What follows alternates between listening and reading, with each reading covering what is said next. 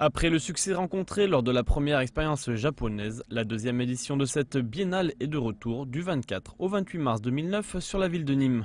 Et lorsqu'on a lancé la première expérience, on savait pas tellement dans le fond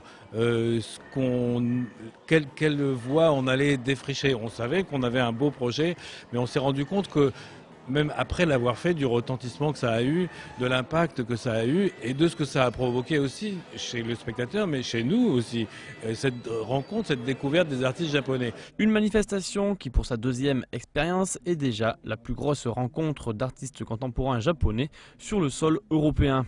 Il y a une évolution, on va dire que peut-être la programmation est plus accessible. Paradoxalement, parce qu'on pourrait se dire on aurait pu aller dans quelque chose de plus pointu. Je crois que la première édition est extrêmement pointue. Là, elle est plus accessible, on va dire plus tout public. Ça ne veut pas dire qu'il y a une baisse d'exigence, bien au contraire. Mais peut-être c'est des artistes qui ont peut-être déjà plus d'assises au Japon et donc qui sont déjà un petit peu connus en Europe. Un programme qui a été présenté ce lundi matin avec, en duplex du Japon, Frank Stauffer de chez Sonor, qui dévoilait en exclusivité le visage des monstres qui envahiront la ville à l'occasion de cette deuxième expérience japonaise.